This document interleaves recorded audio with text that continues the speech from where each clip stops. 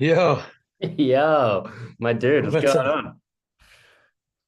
Dude, it's been a wild day. Real quick, let me put a different shirt on Sure, and take I'll it be off. Do right what you want back. to do, man. Give the people what they want. Yeah, all right. Yeah, I just gotta grab a another shirt real fast.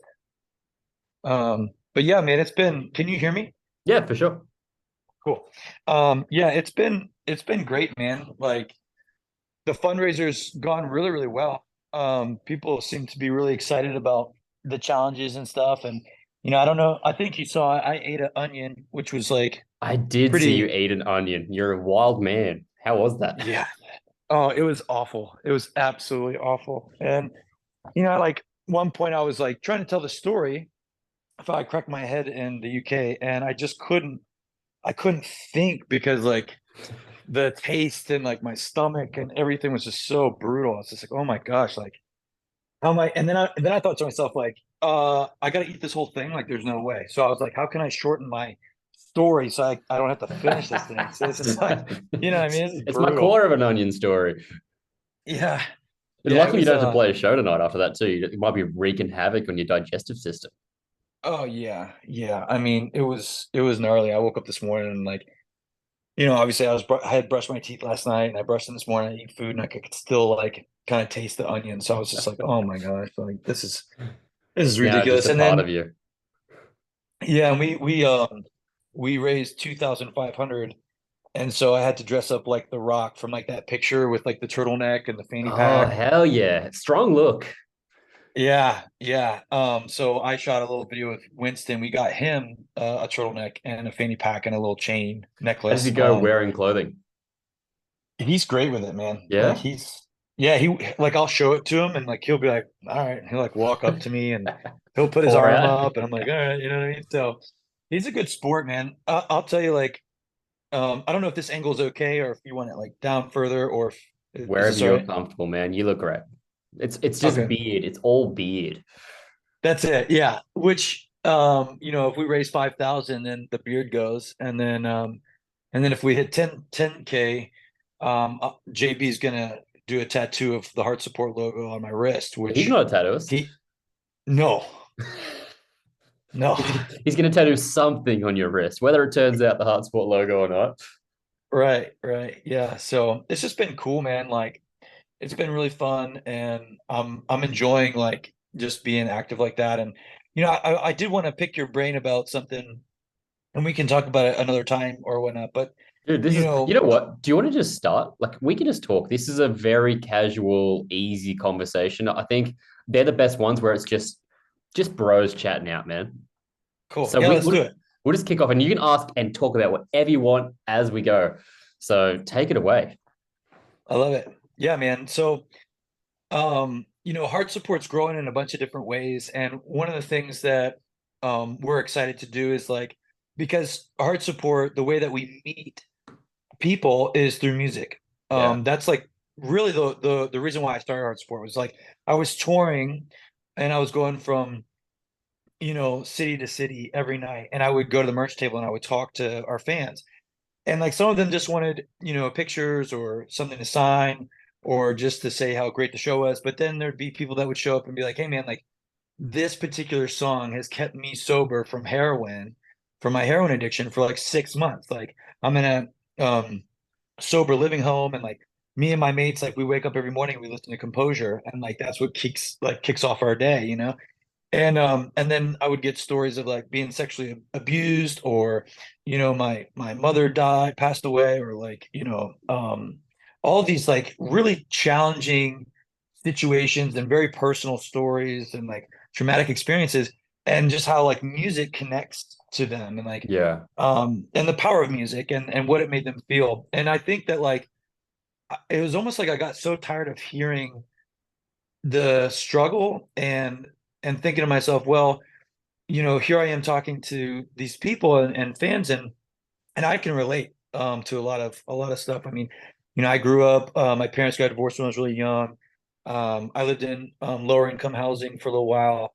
My mom was multiple jobs, two kids, kind of whole thing. I was bullied when I was a kid. I was sexually assaulted when I was a kid. Like I could just kind of relate to I have an addictive personality, relate to all these stories.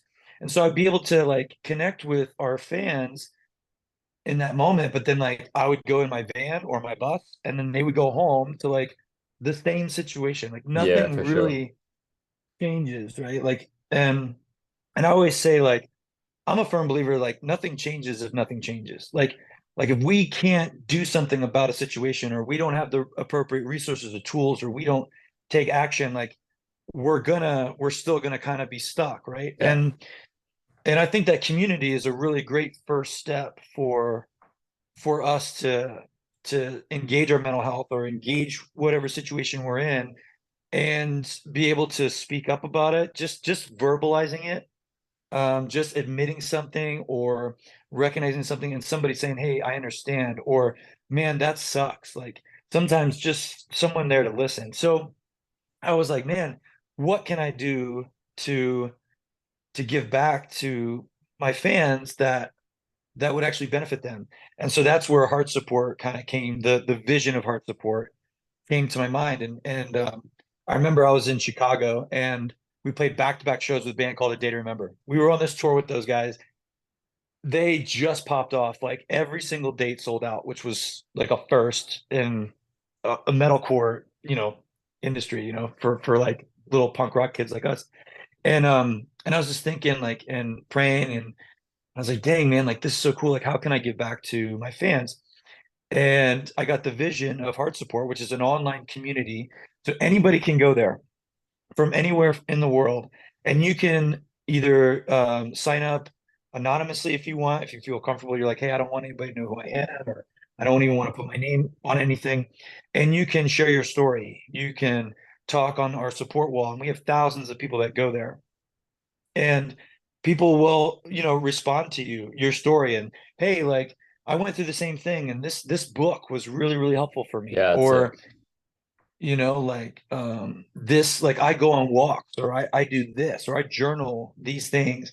And so it's really just a place for people that are struggling in the moment to have a community that supports them, and they can help, you know, just encourage you on your own unique path of healing. And that started in 2011. So here we are.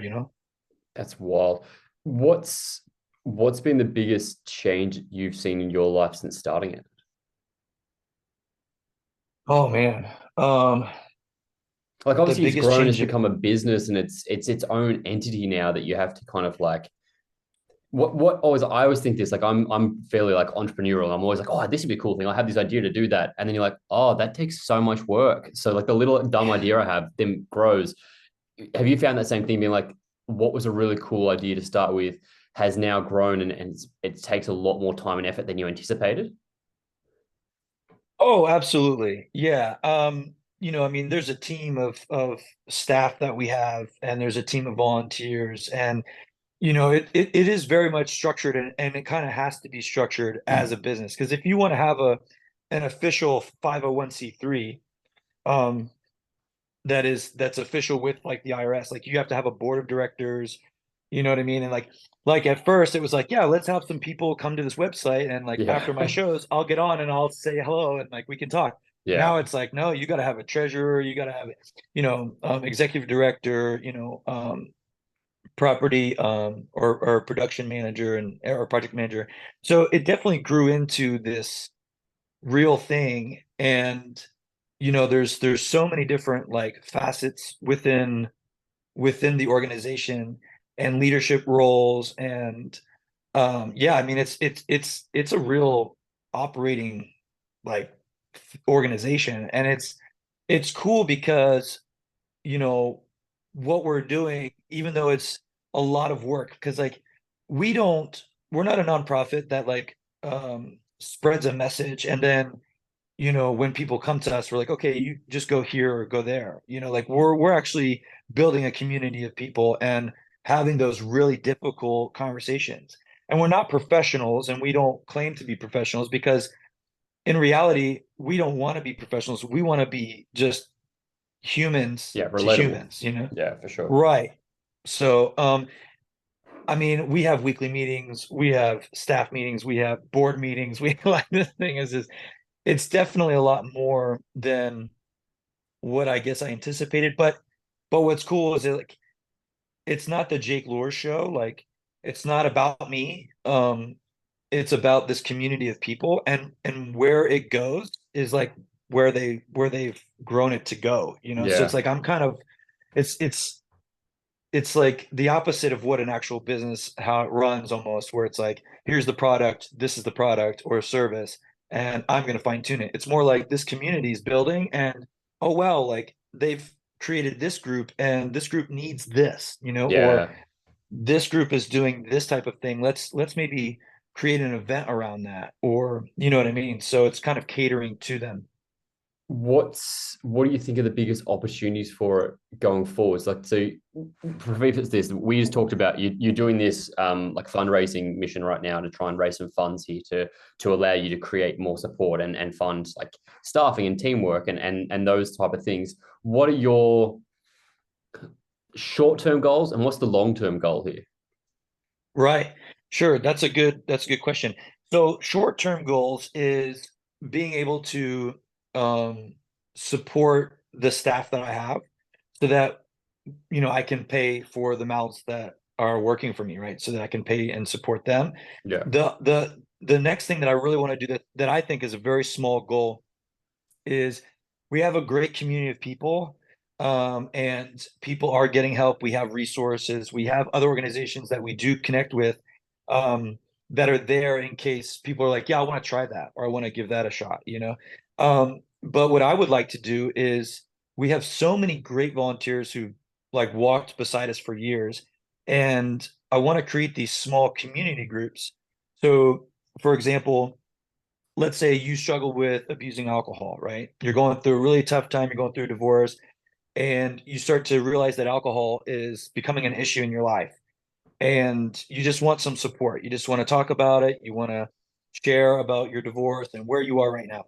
So we would have a small group for alcohol abuse or substance abuse. And you can join that group.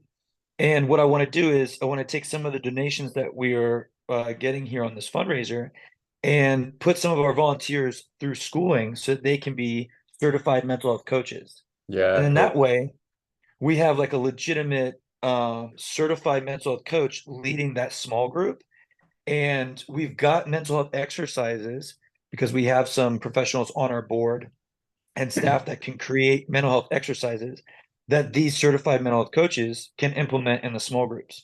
So not only is this person who's struggling, I mean, they come to Heart Support, they can share, but then if they want to take that next step, they can be a part of this small group and have accountability, be in a room with, you know, 10 to 15 other people who are experiencing the same thing, and having someone who's certified to be able to like lead them and give them, you know, good tools, wisdom, knowledge. Because what I've understood for me when I struggle with something is like the best thing for me to do is to learn more about it. Like Yeah, for once I sure. learn more about my struggle or what I'm going through, you know, like I've had some very narcissistic people in my life, and I thought I was crazy. I was like, oh my gosh, like I'm going insane here.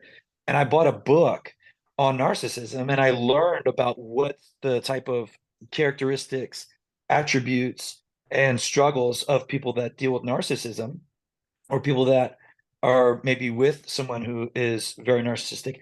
And it made me feel so much better because I kind of started to put pieces together and be like, You oh my can gosh, understand like it. yeah, and so I wasn't crazy. I wasn't losing my mind. This is a real thing, you know what I Yeah. mean? And so it's that, you know, like I really want to help individuals get better help from heart support, and I think that that would be just a great way to build real relationships, real community, and be able to operate in something that's going to be able to hold that person accountable and look out for them, and then give them like actual exercises that work, you know? When it comes to the platform you have, like you've obviously got this, your band is a big name in the metalcore scene and well known, and you as a frontman are very well known. You said about turning like heart support into being bigger than you, and it's not the Jake Loyal show. It's a bigger thing. Do you still find pressure at all though? Because at some way you are still going to be the face of that for a very long time. And understandably, I think it is your baby. It's something that you build out, and I think you championing it from the front requires having a face.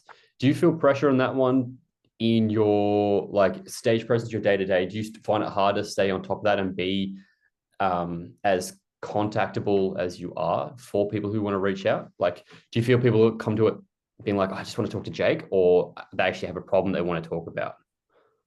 Right. Yeah. I do get I mean I try to make time for fans when they have like questions or they want to share a story or things like that because that's a big part of my identity as the frontman of August Runs Red. And I think what I've spent years and years doing, but at the same token, like, yeah, I mean, this is why I created this community, right? Because I can't be that guy for Everyone. everyone all the time. Yeah. And I'm also human, so not to say like because in my eyes, like my band's not, we're not like super famous or anything, but like, it's hard for me sometimes to like be a part of things outside of the band and not have people recognize me or not be like wanting to talk to me about band stuff. And I'm like, I'm playing hockey, man. Like I really just want to play hockey with the Yeah. boys, like Yeah. I'm trying to find times for myself. And because I'm almost like a workaholic, like I'm very performance based.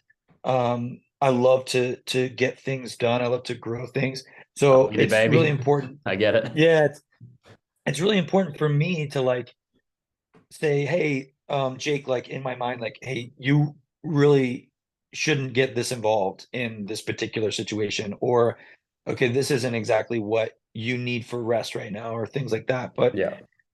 there's definitely that, balancing act. And when Heart Support does events and things, like that's my time to really be able to share and get face to face with people who are there and really, continue doing what I was doing at the merch table. It's just the thing is so big now. It's like, oh man, like there's no real Yeah. way I can do that. How do you set boundaries for yourself? Like, what do you do? Do you like, so for example, I've like obviously I use social media as my main job, and like, that's how you and I are friends. We've never actually met in person. We've got digital friendship, but like I use social media as a platform, and I'll put a thing up being like, hey, like a Q&A or a ask me anything or a anonymous confessions, or like I'll put like little question blocks in my story and give that time for people to then reach out. Occasionally I'll have people that reach out outside of those like hours.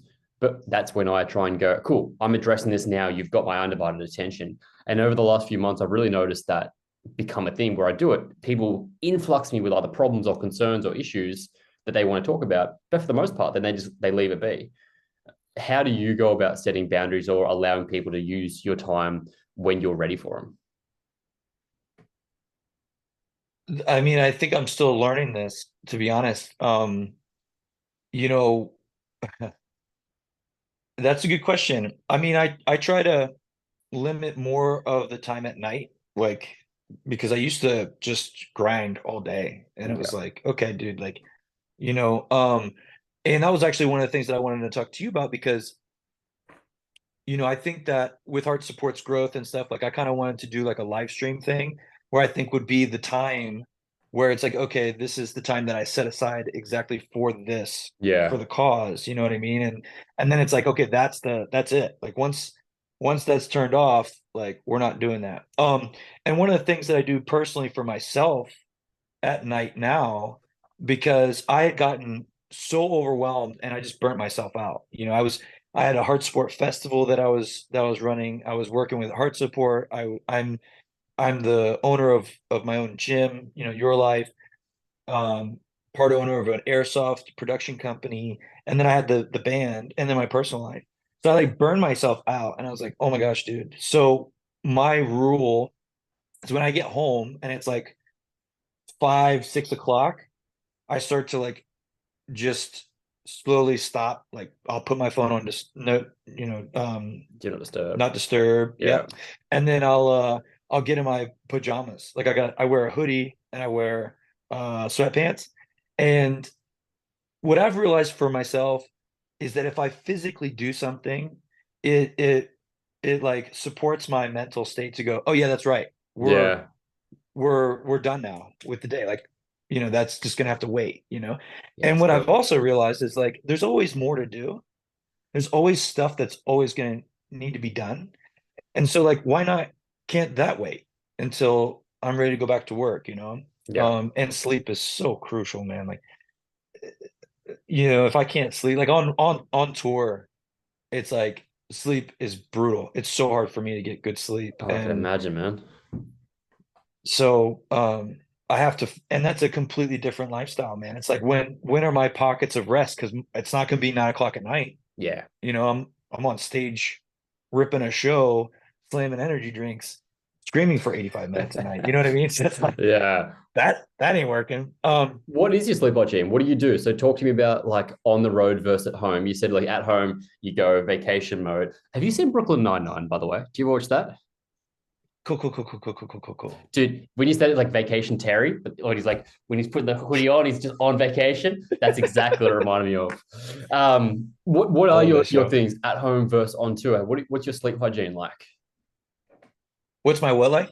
Your sleep hygiene. This is something that, so Oh, I'm the same. I used to travel so much with my job, and I'm notorious for not sleeping. I'll be like 4 hours sleep, let's go. And then like I'm a bodybuilder as well as like an athlete. And so I was like, my body was just like falling apart. And I had to really work on my sleep hygiene, which was like, as you said, phone goes on like night mode from 9 o'clock.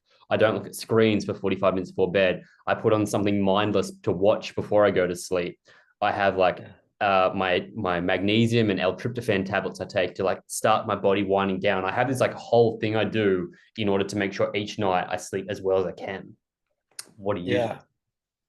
Yeah. Well, at home, like I said, I can get my PJs and watch a little TV and cook a meal, right? And then before bed I'll try to read, something that I really like or that's like, comforting or soothing. I have like a little machine because I have tinnitus. So it's like really loud ringing Yeah, in my ears. yeah, So I'll turn the fan on or I'll have like this little like thing that has like the ocean cool. waves or the That white rainfall. noise. Yeah. Yeah, and it's like really like okay, cool. It's like time to decompress. Um and then I'll try to wake up, relatively early, between 6 and 7. And then the first like hour and a half of my day, I really want for myself, like for my spiritual self, for me to like have the moment and the time because what I've realized is like if I don't make that time and I just say, okay, like we're just gonna jump out of bed and rip work, I immediately wake up with anxiety. Yeah, I right. immediately wake up and I'm like, oh my gosh, I gotta do all this stuff and Yeah. and it's it's either excitement anxiety or it's dreadful anxiety. And there's two different kinds. And sometimes I'll even wake up in the morning, I'll be like, dude, I cannot wait to talk to Nathan and do this podcast. Like this is gonna be dope, right? Like, Yeah. but I'm not gonna immediately jump into work because I feel like I deserve to love myself and give Hell yeah. myself time of my day before I start giving everybody else time of my day. And it really just comes into like that self-love kind of thing. So with tour, it's just awful. It's like there's no there I get off stage at like maybe like 11:30. And then I got to shower and then I've got to eat. And like usually all we have on the bus is like my tour manager will just order pizzas. So we Yeah. have like 5 pizza pies. We've got chicken wings. We've got, all this just slop. And when you've probably burned a thousand plus calories, that slop is like delicious. Like you're like, oh my God, Yeah. like just Fuel, baby. Yeah, freaking 100%. give it to me. Um, so I've got to eat, I've got to shower, and then it's like, okay, now you've got to like be in sleep mode. Like it's just not, Yeah. it doesn't work. And then when the bus is going, depending on your bus driver, like, it's really bumpy or it's stop and go or the sounds. Yeah. So I try to find pockets of taking naps throughout the day and just drinking a lot of water is really has been extremely helpful for me and just like my body Yeah. and getting the appropriate energy. But yeah, it's a mess, bro. On tour, it's just like another animal. You talked about your like smashing energy drinks. How heavily does caffeine affect you? So I think it probably depends on the drink because like sometimes I can rock caffeine and then I can go to bed, and other times I can rock it and I'm like, oh yeah, that's not happening. So Oh, sleep does not exist tonight. yeah, I'm not really sure. And like I try to I try not to drink energy drinks, but um when you get so like for me, I'm like, yeah, I'm not gonna do energy drinks for like a little while, you know? And it's like, okay, cool, you got like really shitty rest. Your body is blown out and exhausted and is hurting.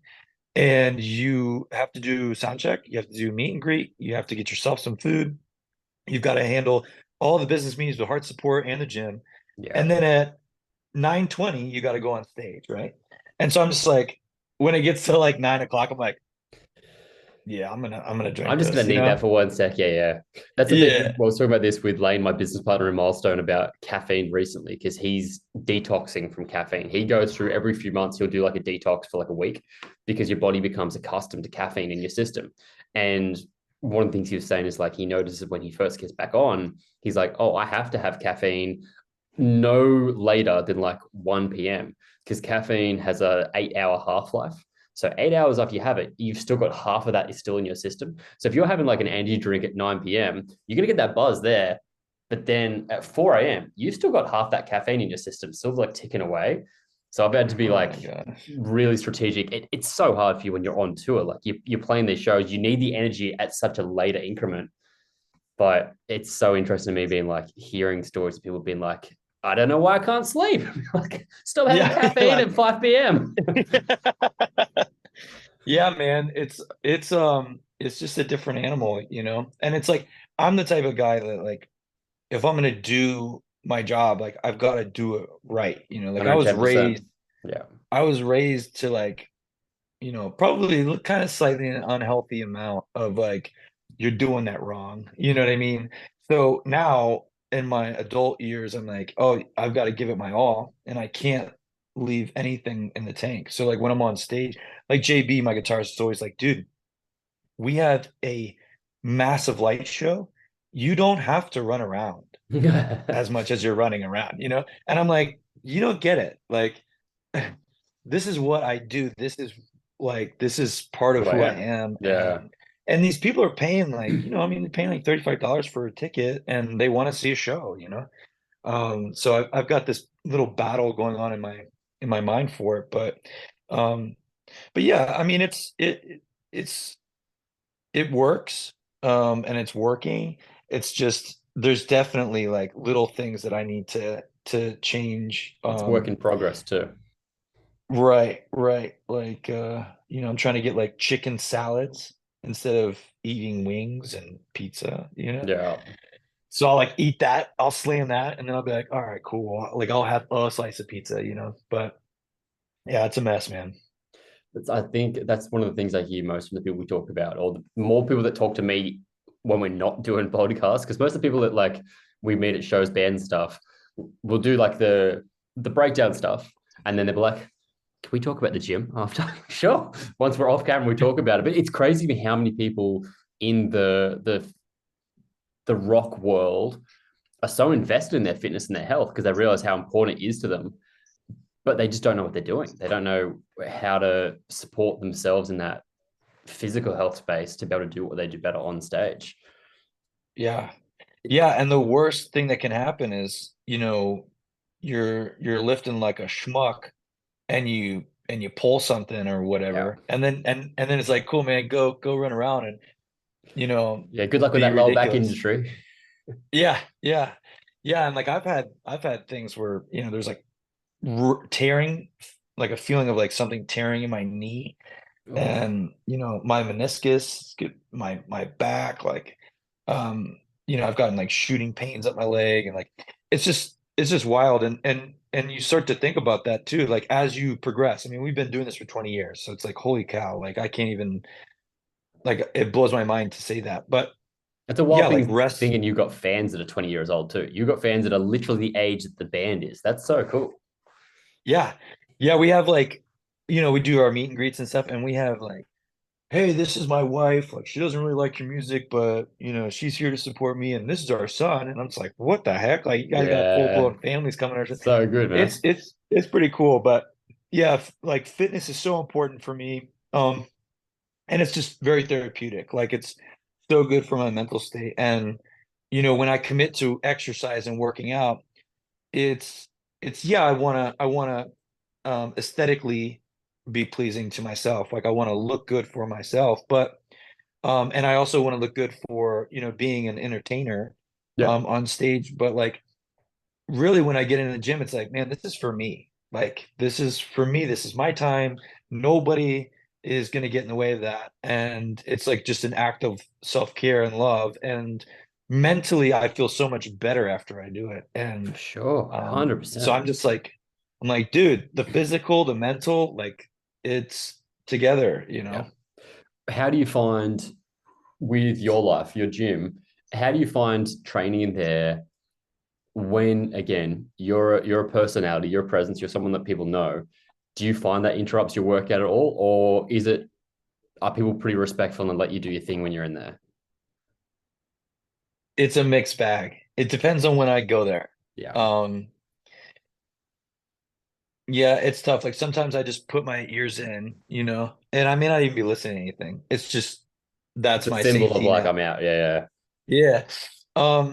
But at the same time, I built the gym for people to build community, yeah. and I want to represent that mission and vision like respectfully, Yeah. so it's like I end up talking to someone every single time I go to the gym. Um, it's just whether like how many people or how long I talk to them for. Yeah. Um, but at the same time, like the regulars are my homies or they're, Yeah, cool. respectful of my time and things like that. But yeah, sometimes it's a little crazy. Like we have a Memorial Day event at the gym. It's gonna be super dope. We have like this banging ice cream that's gonna be there. We're gonna fundraise money for art support and our veterans initiative. We're gonna do the Murph challenge. Cool. There's gonna be some veterans there. There's a dunk tank. So if you people donate like $5 to get 3 balls and they can like dunk me in this tank. It's gonna be pretty dope. And I imagine that at that point, I mean, I'm just gonna be on go the whole day. Yeah, So 100%. it's like, shaking babies, kissing hands kind of thing. You know what I mean? Yeah. Like full throttle. But generally speaking, it's pretty good. Like, but the other half of that is that I run it. So it's like there's always something that I see that I'm like, oh man, we should get that fixed, or we Yeah. should we should do this, or How you do you know. disassociate from that? Like, do you have a way of once it starts, you're on and you kind of like look, it's out of my hands. Is that why you're doing this fundraiser? So you can help build that, so you can have people to help support that, so you don't have to do everything yourself. As far as heart support or Yeah, with the yeah. gym. Hard support. Yeah. Yeah, I mean, like I said, I mean, I've got a really great team, like that we've built over, I don't like over the 10 plus years. But yeah, I mean, I have a team that's going to be there to kind of help facilitate everything, Cool. and I don't have to be like a one man, machine, which is really nice. Yeah. I mean, that's the beauty of community. Like I keep saying this to everyone, like on stage. It's like if you want to be successful, you have to have a healthy body of people. Like I don't believe in like self-made. I believe in you working really, really hard Yeah. and achieving your goals and you know grinding and finding the discipline.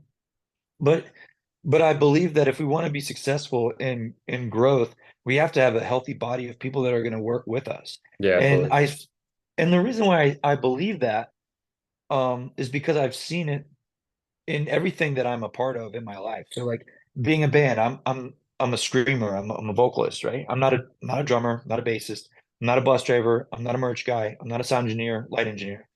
I go to the gym, I'm not the fitness director. I'm not the facility director. I'm not a personal trainer. I'm not the Yeah. front desk customers relations.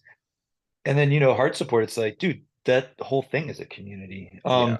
So I just want to like, preface that to like keep that in your mind and everything that you're doing is like, man, like not only are you feeling the responsibility of living out your mission, your purpose, and your dream. But I think that attached to that is making an impact in other people's lives. And you're responsible for that. Like whatever you create in your life is a representation of what your purpose is. Yeah. And I believe that we were created for two things. That's to give love and to receive it. And we can't do either of those alone.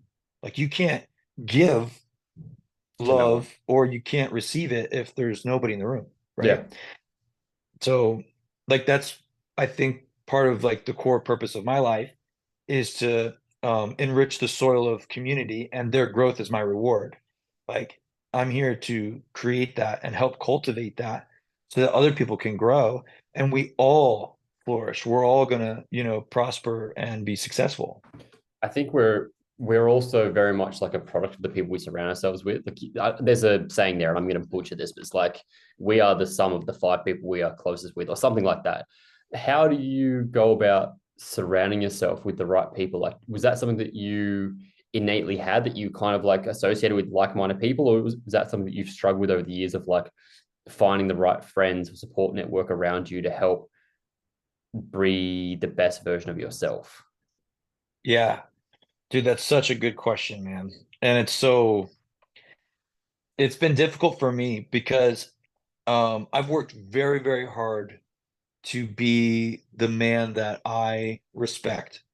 And um, my old self loves certain like places and people and doing stuff that, is just like not gonna be healthy for me. Like I Yeah, used to be just like a let's go to the bar, let's freaking, let's get wild or, get in a fight or whatever, just reckless behavior. yeah, Um, And now it's like, no, like let's not do that. Let's not associate with people that like to do that. And so, I caught myself like kind of hanging out with groups of people that weren't healthy for me. And then as a leader, I feel like this is a problem for a lot of leaders, is that you can't be yourself in front of people because they're gonna go, oh, I thought you were this, you yeah. know? And it's like, no, I'm a human. And like I had a guy in like a meet and greet come up and he's like, "Man, I heard your podcast like with blah blah blah and like, you were cursing up a storm, man." And I don't curse on stage, right? Like I just don't think that there's a place for me cursing on stage. It's not a part of my identity up there. But um I'm like, "Yeah, man, like that's how I talk, it's how I communicate. Like sometimes I say fuck or shit or whatever, Yeah, I'm a I was human. raised. Yeah, I was Yeah, raised in that verbiage. Um but the thing is like finding the right people because a lot of times there's so many people around you that just want things from you and they just want to take from you and it's like dang man like that's not what I'm looking for. I'm looking for someone to partner with me, somebody yeah, who like who understands like I want to grow with them, and like we can do things together and we can help each other and we can learn from one another. And so finding those people has been really, really difficult for me because I don't want to open myself up to them taking my personal and private life and then trying to exploit it or abuse it or take advantage of it, which has yeah. happened multiple times in my life. So it's just like, it's tough, man. What do you do? I've always been like very comfortable in who I am, like intrinsically, just I've done what I want to do from like the way I dress to the music I listen to like just the person I presented myself as. And I think I genuinely think my parents did a really good job of like like reverse psychology on me of being like, when I was in high school, if I'd like didn't do great on a test or something, my dad would be like, you'll be one of those kids that like drinks and parties and tries to be this. And I'd be like, fuck you, man. So I didn't drink. I still don't drink. Like I genuinely think I was like, that's pretty smart parenting there. Me like I love that. finding He my like goes to the room and he's like, perfect. yeah, Like, it's all working out. yeah. But I think I don't know where it was instilled in me, but like I wanted to be proud of myself more than I wanted other people to be proud of me. So I've always just done things that I want to do. And I've definitely had trouble finding people that like understood that or related to it over the years. My close circle of friends I've got now is still like it's comprised of people from different walks of life who I find I can relate to and support me in all the different things that I like doing. So I've got like Johnny that I do the show with. Like he's my music buddy. That's we bond on music. But when it comes to fitness, we're very different people. We don't relate to that at all. And he loves to party. I don't drink. I'm not that person. He has a very like tradey mentality. He's like working class is the wrong thing, but he's on job site. He's around like blokes that like to talk, and that's just not my world at all. But when he's with me, I get that other side of him as we have that. I have Lane, who I run my gym with. He and I have like completely related on fitness, and he's the smartest dude I know. So if I want to learn, he's the person I go to for that because he teaches me about so much stuff. I've got my other friends like Lee, who's like one of my like lifelong best friends who I can share everything with, and he'll like play devil's advocate and question me on things just because he knows that that's something that he can do and I can appreciate. So I think rather than having everyone be the same type of person I hang out with, I've got lots of different friends that tick lots of different boxes, and that Yeah. as a whole fulfills me. But again, like I'm 35 this year. That's taken me a long time to finally find that circle of build them there because you come and go with friends throughout the years. I'm someone Yeah. that's very like, welcome, you're in my life. Like, let's do everything together. And if that lasts for, what's the saying? You know, friends are either for a season or for a reason. Have you Mm. heard that saying before? Yeah, that's cool. Yeah, and That's I cool. think that's something that I'm like, you're in. Like you meet and you want to be best friends, great. I'm all in. Let's give this friendship a full go. And if it doesn't last, well, maybe there's a reason for it, or maybe you were just here for a Sure. little while. But I think that's the only way you can like truly get the right people is if you fully give every relationship a full go. Yeah. Yeah, that's true. You really gotta like be willing to give yourself to that person in ways, in multiple ways. And one of the things that I really like that you just brought up that I fully support is like, hey, this guy is over here and we do this together. This guy's over here and we do this together. And I really like that because I always try to tell people too, like, hey man, if you're married and you have marital issues, don't go to the bachelor, dude. Don't go to the dude who's been single his whole life and like living Yeah. by The himself, just marriage partying at the advice. bar. Like, yeah, like don't be like, hey man, what do I do about Amanda? Like, you know what I mean? Because like that's not the guy. Like, Yeah. and I'm a firm believer in like, yeah, like finding leaders or finding people that impress you or inspire or encourage. And it's like, cool, like, I just started doing jujitsu, right? And Oh, that's that's another reason why my body's broken. we'll get into But that. yeah, that's been brutal. But like the owner of the gym, like I just try to stick tight to him, and learn as much as I possibly can and take it the path that he wants me to go. And so I can learn from the biggest guy in the room, like the wisest Yeah. guy in the room. And like I love doing that. Like I will 100% come in to something completely submissive, because I know what I am and what I'm worth and what I have and the knowledge.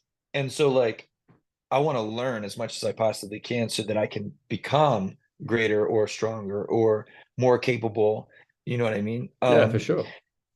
But the other thing too that I'm realizing in my life is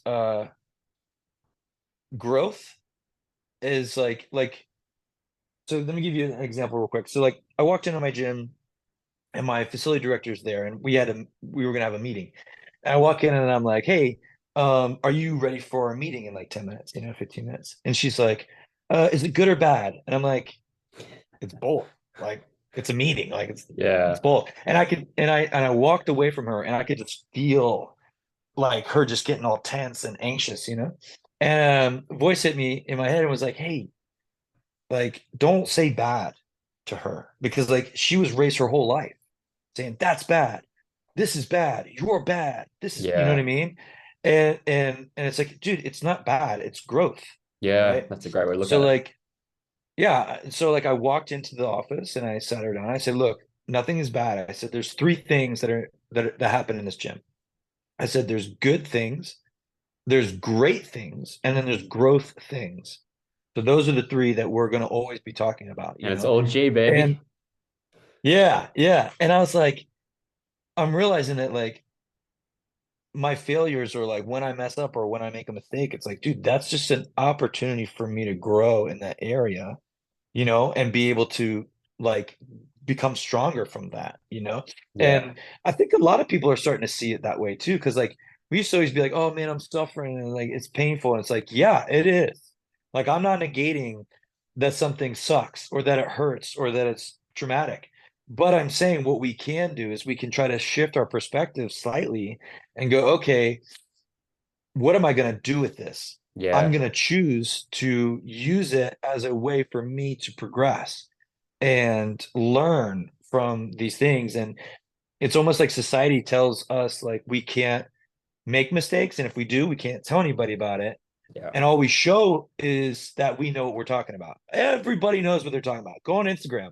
Every single person, like even myself, like I post things that I learn and I'm like, hey, this is called growth in my life. And it's like, cool, he knows everything. I don't, right? Yeah. But we're kind of like conditioned to think that we're supposed to know everything. So when we fail, we get utterly, disappointed and bummed out. And so I'm learning like to try to get myself into the rooms with people that inspire me and I can learn from and that also I can give back to. Yeah. But in the times of me, quote unquote, failing, I'm really starting to adjust my perspective of saying, okay, this is just an opportunity for me to grow. And this is really difficult right now, but like I'm gonna see it through and I'm gonna progress. Cool. It's a hard, it is a mentality shift, but something you have to be conscious of. So it's cool that you've got that like self-awareness to do it. I got asked the other day on a Q&A, what's something I regret? And I probably would have 5 years ago had an answer, been like, oh, I wish I did this. But and I don't remember who's told me this. So whoever told me this, if you're watching this, sorry. But someone was like, I try not to look at things as regret because everything that's happened has made me who I am today. And if you're happy with who you are, if you're truly like you're content in yourself, then every negative thing that's happened has helped shape you. And so you shouldn't regret that. You shouldn't want to change that because it's all shaped you into who you are. No, not everyone's going to be really happy where they are. And it doesn't mean that if you are happy with yourself, you don't have areas to grow. Like I have so much areas to grow and I can be so much better every day, but I'm happy with who I am on the journey. And so I think that all those little things have helped shape me towards that. And I think that's kind of exactly what you're saying there. It's like negative things might happen, but it doesn't mean they're a negative thing. It just means they're an opportunity for you to either do better or to readjust something in your life. Yeah. And it could even come down to like being a part of your purpose. Like, you know, I started heart support because I was having those conversations, but I was willing to have those conversations because I had been experiencing trauma in my own life. Yeah. You know what I mean? And so it's like my parents' divorce, my personal divorce, like substance abuse, like all that stuff I had mentioned prior, like, painful things like bummer, suffering, toxic. But I wouldn't have created heart support if I hadn't experienced those things. I wouldn't have cared, honestly. I Yeah. would have been like, oh man, like that really sucks. I'm sorry. And then I would Yeah. have just continued down the road I was going.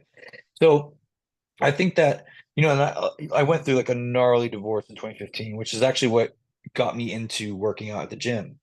And that's another example. Like I went to the gym because it was walking distance from my house and I was going through divorce and I said to myself, hey, look, if you're going to do one thing to better your life, and to love yourself, it's going to be the gym.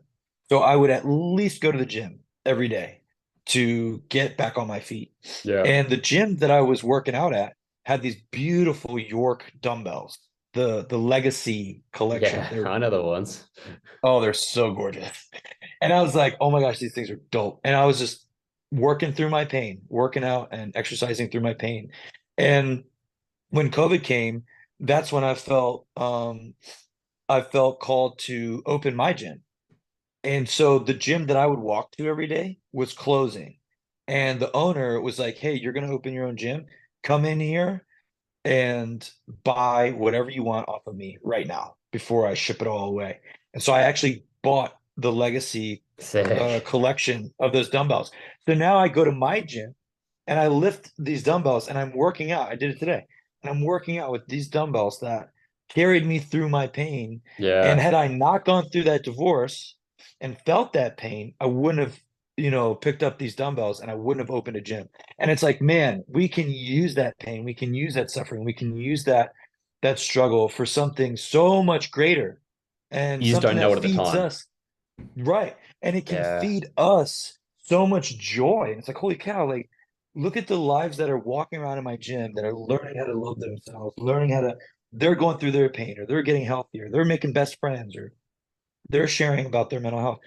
And all the joy that I get and all the change that it's breathing to other people simply because I experienced a divorce in 2015 and I made the decision to love myself and go get help. And one of the forms of help was exercise. So it's just Love like that.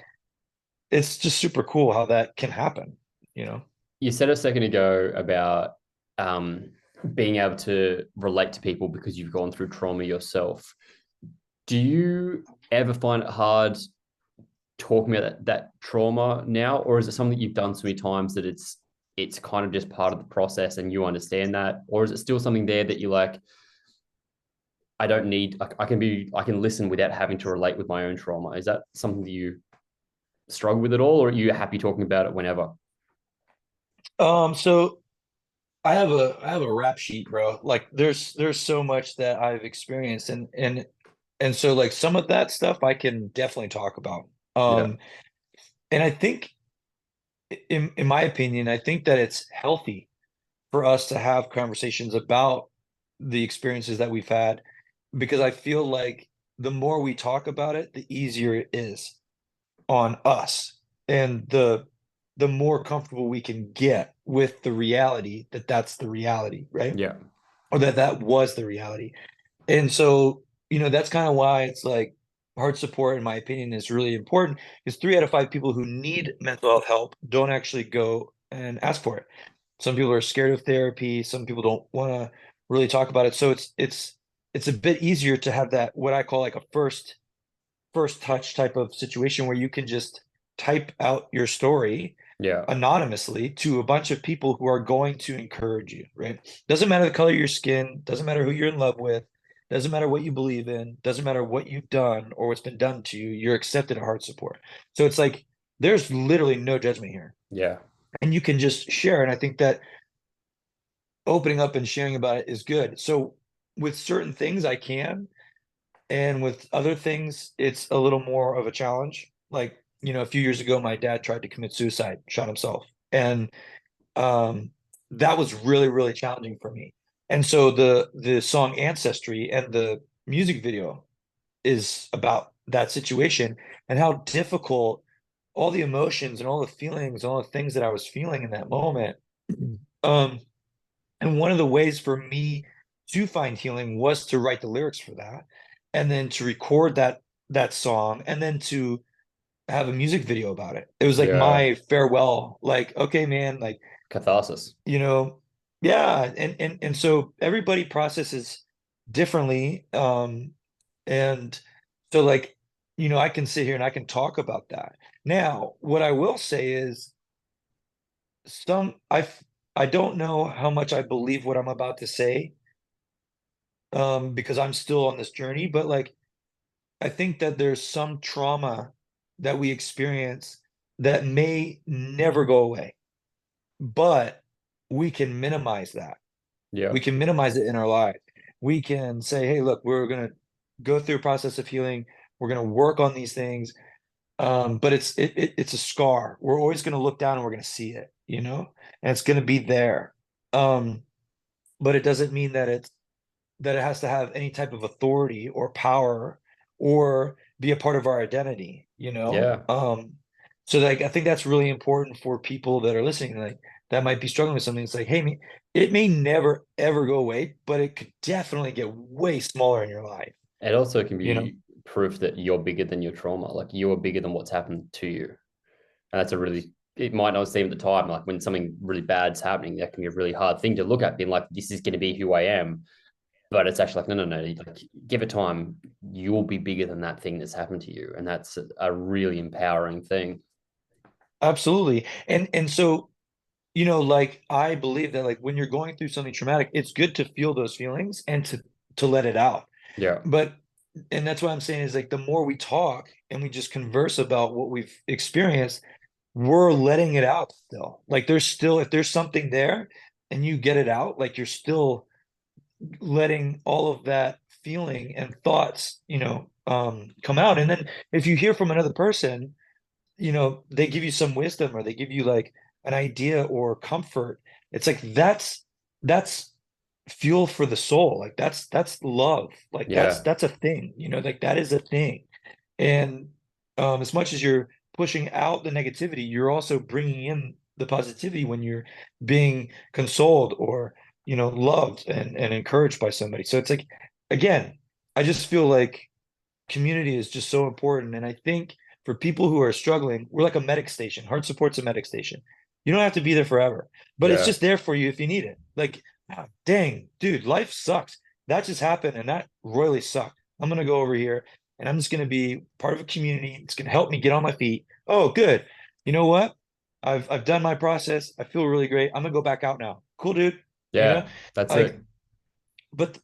but that community, when you're struggling, like that's what you need the most, in my opinion. You need to talk, you need to share, you need some guidance, or you just need to be heard and you need to be supported, and Yeah.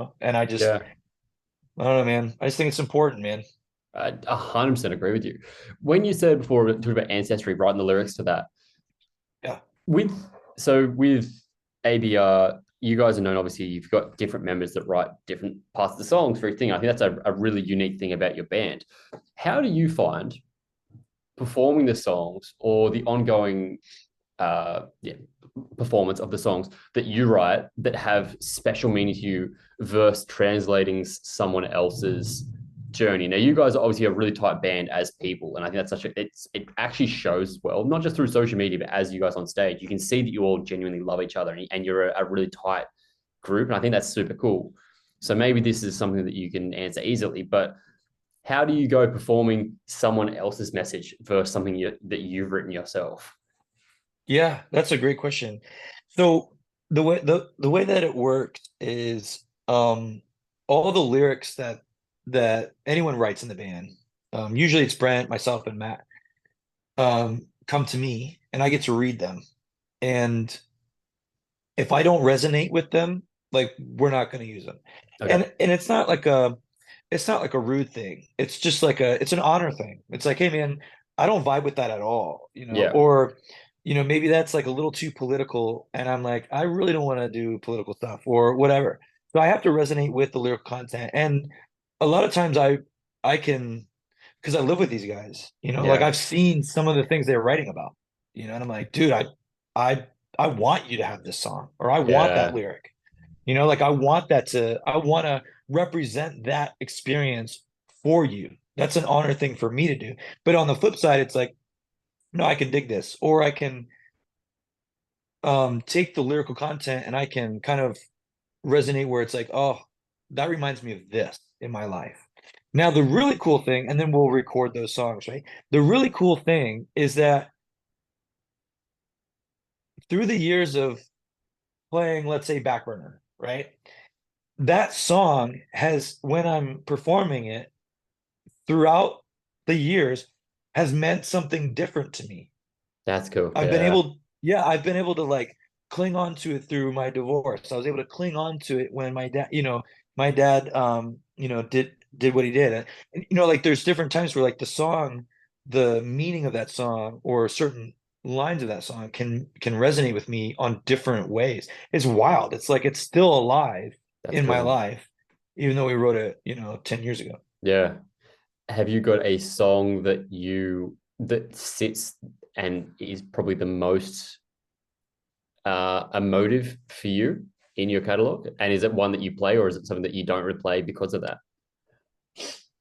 Not to get like faith-based or whatever, because I'm Dude, not you a can get huge into it. fan. You can get into it. Yeah, I just don't for me it's like I don't like people putting stuff in my face, like their political views. But I Yeah. would but you're asking me about my life, and so I can Yeah, say hell go yeah. on. So the song Redemption means a whole lot to me.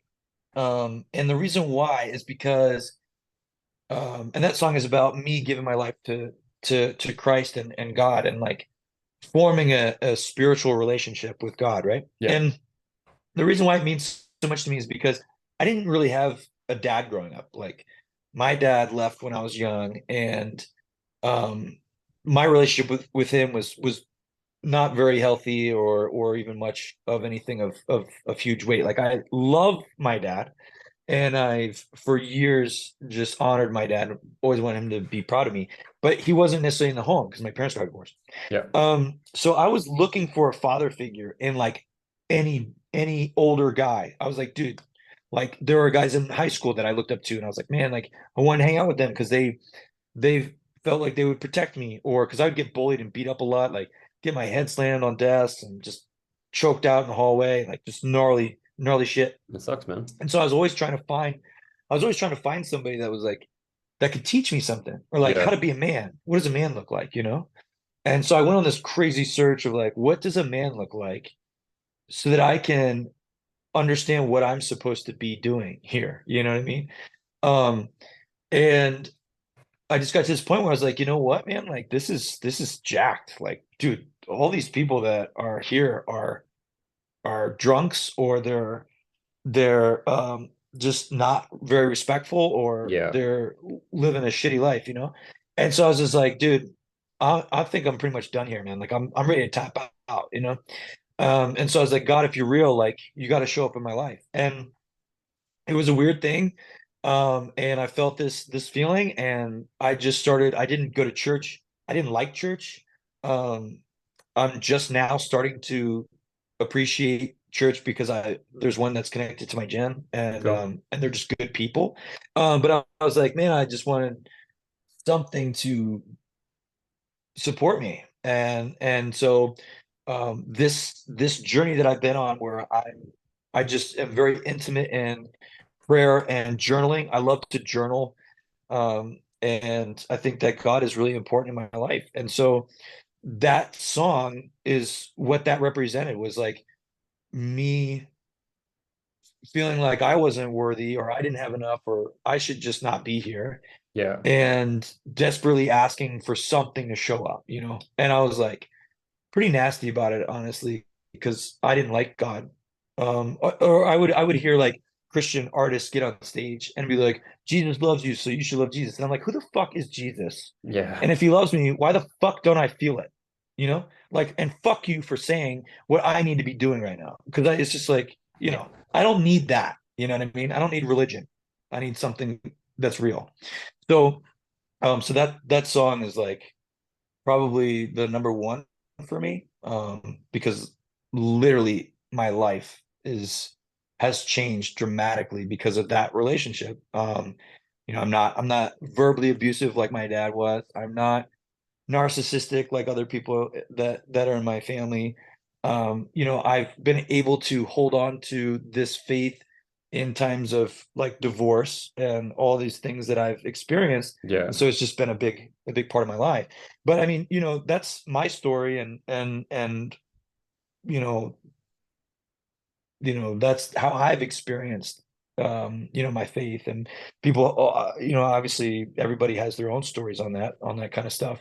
And I respect it, but yeah, that's it for me, man. You touched on bands being a bit preachy with that sort of things, do you think that gives religion a bad rap? Do you think that Jesus loves you, so you should love Jesus, like that, like kind of like pushing the faith? Do you think it gives like Christianity a bad name, or just like religion a bad name, or do you think like obviously it comes with the right intentions? They truly love this thing and they believe in it and they want to share that with other people. Do you think that pushes people away further?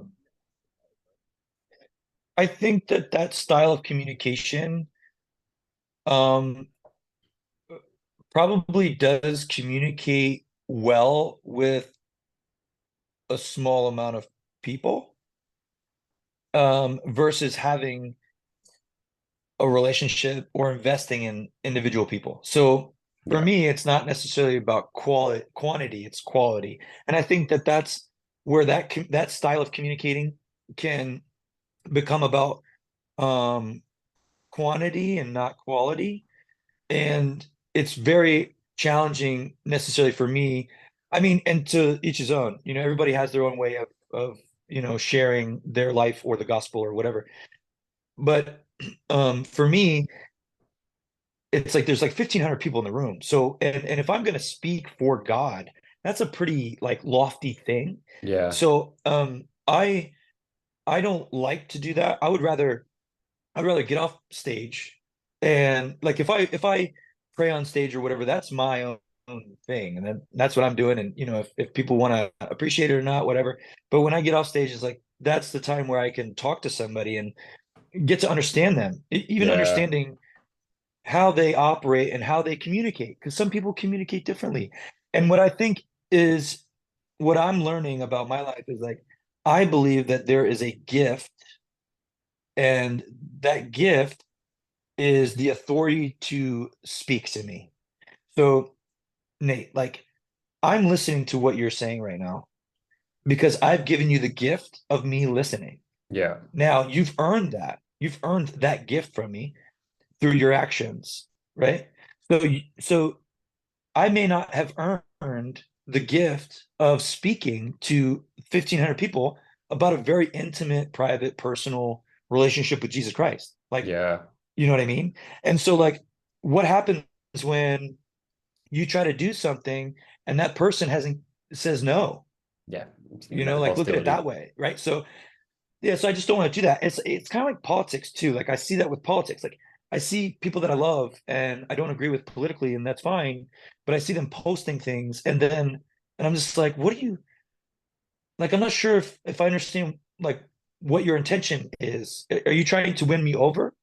Because like I don't agree, and nor have I asked for this. So I Yeah, guess I'm just gonna ignore it or unfollow you or whatever. And so I think that what we need to do is understand that when we want to communicate something that we're very passionate about or something that's very fragile and of much value, that we have to earn the respect and the gift of that person wanting to listen to what we have to say. And that takes investment. And a lot of people don't want to invest in anything. They just want to sell stuff, make money, get rich, be cool, be famous, yeah. or do what they want, and no one cares. And I think that's a part of the unhealthy part of our body as today. I mean, if any of that makes sense. Yeah, it does. Do you think, like you said about if I haven't asked for it, am I not going to be receptive to it? Do you think that, like, how do we learn if we've got things that we're not necessarily aware of? Unless someone comes to us and shows us something that we're not aware of, how are we going to learn about it?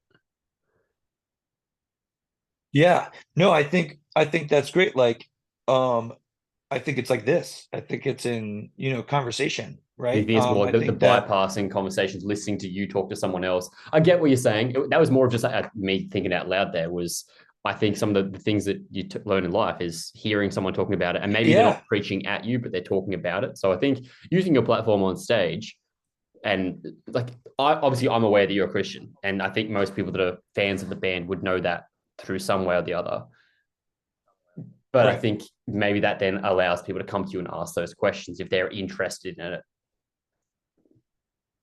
Absolutely. I mean, I think it's a very valid point. It's like, because I think what was his name? Matty Montgomery from the band For Today. Do you remember that band? Yep. So him and I were buddies, but we were polar opposites. absolutely polar opposites about, because he's like, no, dude, like I'm gonna preach the gospel on stage, and if it's offensive, like tough shit, right? And I'm like, okay, cool, man. Yeah. Um, but I think you have validity in saying like, well, if you don't know about it and you don't share about it, then how am I gonna understand or learn, right? And I think that for me, I think that there are opportunities for me to say things or do something that draws that conversation up or might Yeah. Okay. bring attention to it. You know what I mean? Like I'm a firm believer of I don't always have to speak the gospel. I'd actually rather act it out. I'd rather do loving things. I'd rather go and love somebody who's hurting, or help support somebody, or do an act of service, or give, or whatever it is. um, I'd rather do that than just kind of, um, you know, spew from the mouth For whenever sure. I just think, here's an opportunity, here's a bunch of people, I'm gonna now just say this. And again, it's different forms for different people. This is me, Jake Luhrs, and I'm speaking for myself.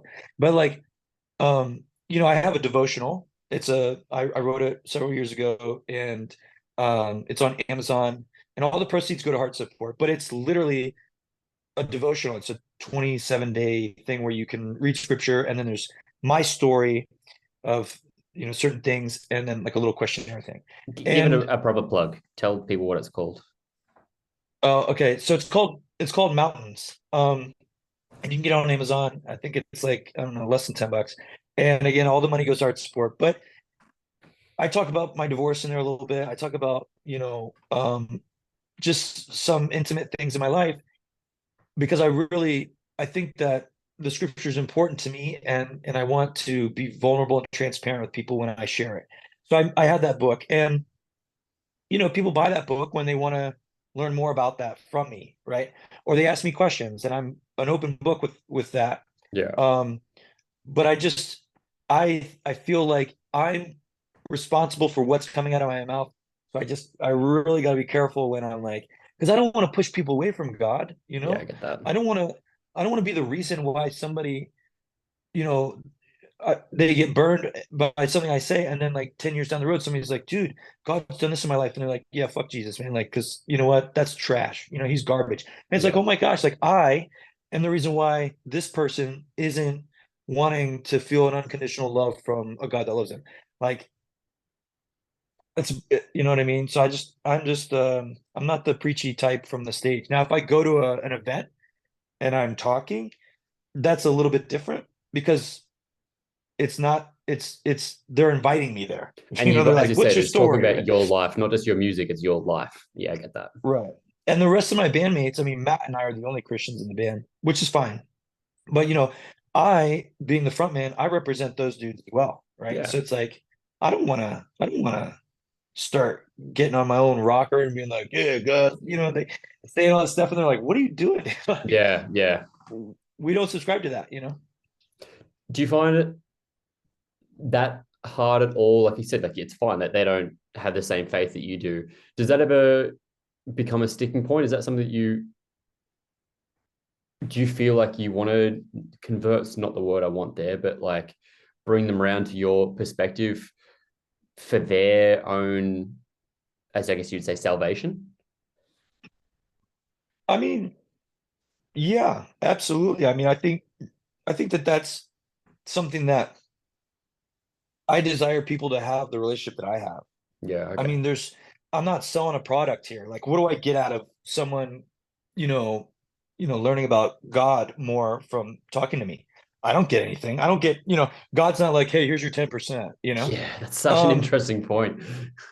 like, what am I gonna get out of this? And if anything, I might get people talking shit about me or whatever, like, Yeah. it's like, so, but the flip side of that is, we've got a guy that's a part of our crew who's like a staunch atheist, and I love talking to him. I love learning about his perspective. I love to hear what he believes and why he believes it, and I love to see through his lens, because that's an opportunity for me to grow. Yeah. That's an opportunity for me to look back inside and go, okay, what holes can we poke in your faith, your belief system, your morale, all of that stuff, right? And so that's cool, man. Like, and I'm not here to tell you what to do or how to live your life. But what I'm gonna do is I'm gonna try to, again, I can I can do things that represent my love that I've learned from God, and that's how I operate. So it's like God's taught me how to love some myself this way. And I feel like that person needs that love. So I'm going to go do that. Yeah, I I'm like not that. going to say Jesus loves you this way. I'm going to go, no, this is what Jesus taught me how to love. And so I'm going to go love that person like that. And I hope that it is helpful. And I think then, that's a cool way of doing it as well, like showing the way. The same thing with what you're doing with heart support, showing how talking has helped your life and what impact it had on you. The same thing can be done with your faith, is showing just what it's done for you and not saying it'll do the same thing for you, but like, this is why I love it. And maybe you can be open to it too. I think that's the best way to approach it, because then you're leaving in their hands to do what they want with that. yeah. And I also believe that, I believe in a God that works. So it's like, hey man, you show up. Like I'm expecting God to show up. Yeah. Like it's a relationship. I'm gonna do what I feel like I'm supposed to be doing, and I'm gonna probably fuck it up royally, but I'm gonna have an opportunity to do what I'm doing so that you can do what you want to do. Yeah. And that's your part of the bargain. Um, and with heart support, it's like I don't have any agenda with art support. I actually think that it's so personal, it's so private, it's so precious that if I were to try to create some sort of an agenda, I would taint any opportunity for some actual real connection. Yeah. And so I'm just staying in my lane and I'm loving people. Doesn't matter the color of your skin, who you're in love with, what you believe in, what you've done, or it's been done to you. Because God loved me when I was 20 years old. He didn't give a shit the color of my skin, who I was in love with, what I believed in, what I had done, or what had been done to me. Yeah. And so it's like I'm just playing that. That's the foundation of why I want to do heart support in the beginning. And I'm sorry, like it's gone into like this faith-based thing, but the That's the the best essence, I conversations, think, man. The best yeah, conversations are the ones that flow in there. I think that's exactly what you're saying. You're not preaching. I'm asking a question, and anyone that's watching this and is still watching or listening at this point, they've chosen to do that. I think it's super important. I'm agnostic, so like I'm open that there's something there, but I don't believe here nor there. I grew up in a Christian household. I had to go to church every Sunday, and that drove me away because I didn't believe in a lot of yeah, that. I thought a lot of it was hypocritical what I saw, but there's still yeah, something in me that goes, there might be something there. And I think yeah, it's worth other people hearing that and being open to it, because that's the way we improve ourselves as humans, whether we believe in God or we believe in the politics of someone else. I think being able to critically think and hear perspectives from everyone else is the only way to become better people. So you don't need to be like, I'm sorry, it's taken this direction. I'm all for it. I think anyone that is on this channel knows that we go on tangents. We talk about everything and anything. I think that's the best stuff in life, when you hear different perspectives from everyone. yeah, yeah, it's cool. And take away take away what you like and throw away the rest. Yeah. And good on you, right? Don't Like throw it away, but just having listened to it, at least you've taken it in. You've heard someone else's right. perspective. It's not that echo chamber, because I think that's one of the problems we have in today's society. And because of social media, we tend to follow people we resonate with and that we agree with. And so you're hearing the same things repeated rather than hearing all different perspectives. Yeah. Yeah, the social media is just a wild, wild ride, man. When the pandemic happened, there was so much isolation Yeah. and the suicide rate like skyrocketed. Like I don't know if you know this, but suicide is the second leading cause of death. Yeah. Um, it's super gnarly. And what I feel like I'm seeing from social media is two things are happening. You're seeing all these people, like I follow a bunch of very like successful entrepreneurs, right? And I love like just getting little snippets of their life and stuff. But they've got it all figured out, right? And everybody you see is got it figured out. And so they're like, you got to be successful, man. You got to be millionaire. You got to have multiple cars, like the beautiful house, like a hot wife, and like 5 kids, right? And I'm just like, whoa, like I'm like, that's so much. It's a I think lot. about I think about like my success, like I've been in this band for 20 years, you know? Like I've worked really, really freaking hard to get here. This took 20 years to get here, right? And so people are soaking in what success is supposed to be, which is extremely high things. Like you want to be a millionaire, that's not happening overnight. You want Yeah. 5 kids, that's not happening overnight. You might get one started, right? You want multiple cars, all that stuff.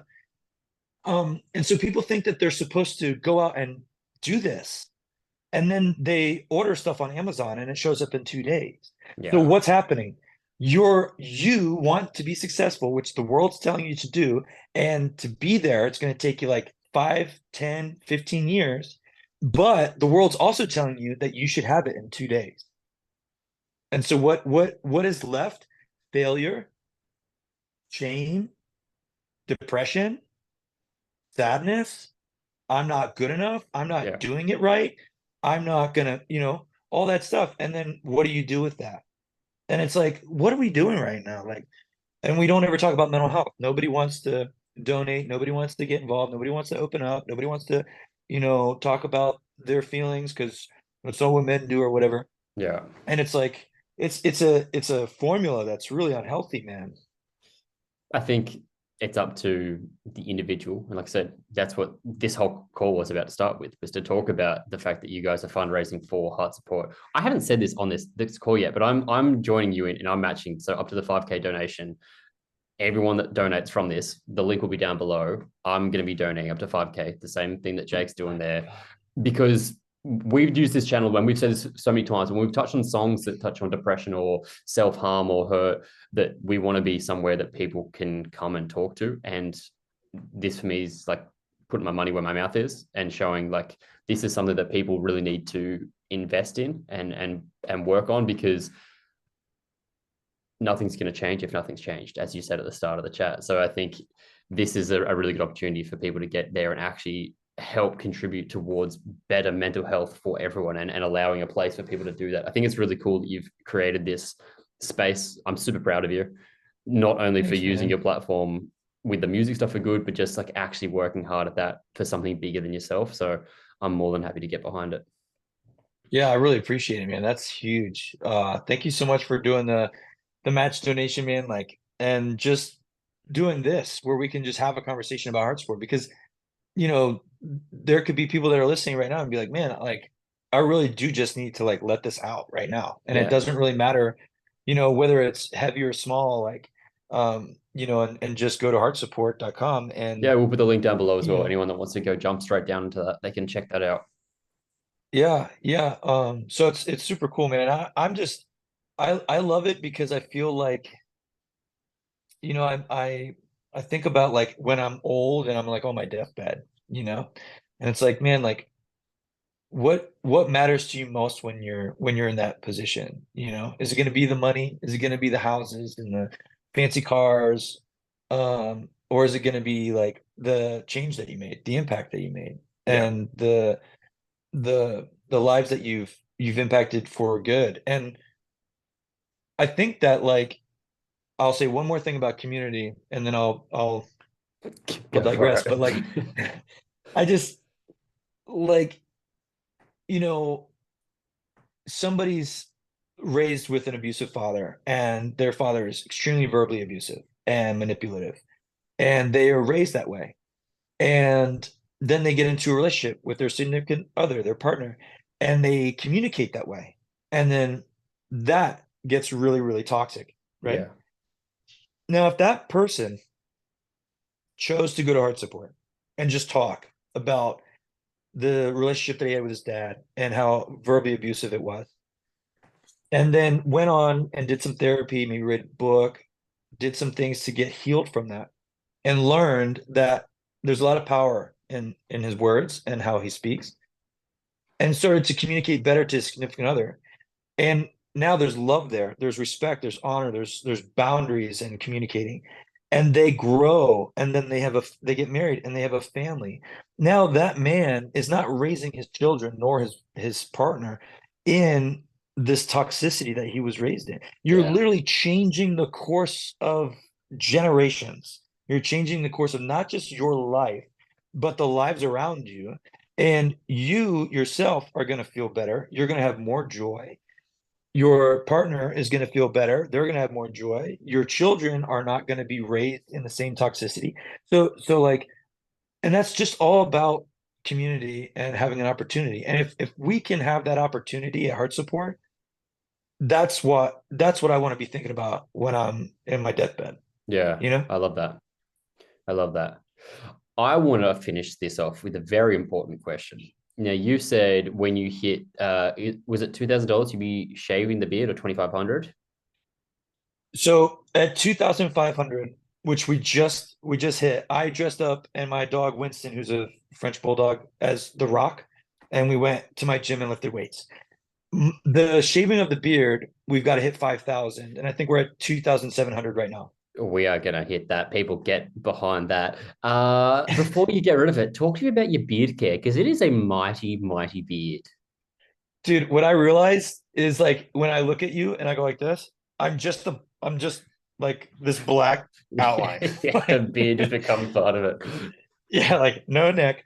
Dude, this thing, like, I don't understand, dude. Like I went bald and then this started to come like full Apparently, throttle. that's a thing. Apparently, the people who have a lot of testosterone, it forces hair to come out, but more hair to come off the face and body. Apparently, that's a thing. That's why Really? people who often have shaved heads often have big beards. Really? Dude, I Yeah. have a disgusting little short story. Oh, I So love a like disgusting story. I have hair on my back and it's like new. Okay. And I was like, I remember I had like a tank top on. I was like walking out of the gym and like a breeze came by and it was like, and I was like, what the, Oh, that's new. yeah, I was like, what was that? Like, I was like, what? And I was like, and I looked back and I'm like, oh my gosh, I have back hair now. I'm like, dude, this is awful. Like, I'm like, You can't I'm see a your back. bald You didn't know guy. it was there.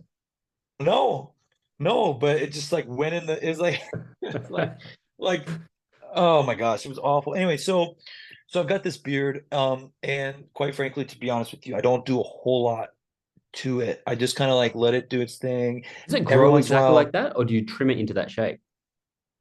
I'll do like a trim, and then it's like whatever. So this is kind of what it does, and I like it a lot. But at the same time, if you're eating anything, drinking anything, Dude, I get it. doing anything where you're putting something in your mouth, it's just like Yeah. it's That's why I got rid disgusting. of my mustache. I had the curls for a while, and I was like, oh, just I forgot. Like, also because I had it like waxed and curled, I couldn't use the That's dope. napkin. I couldn't just wipe my face because it was like immaculate, and it just became too much of an effort. So I got rid of it.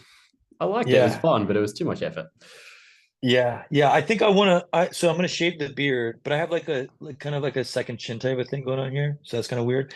But I want to keep the stash. And I was thinking about just kind of like, just kind of like letting it really be like a Western. You could use there's a thing called wax called Death Grip. I got one of my followers put me onto it. It's like I bought off Amazon a wax, and you heat it up and put it in, and that stuff just like sticks, man. Once it's in shape, it's staying there all day. So you could put it on like the top of your lip and just shape it so it's out of your mouth at least.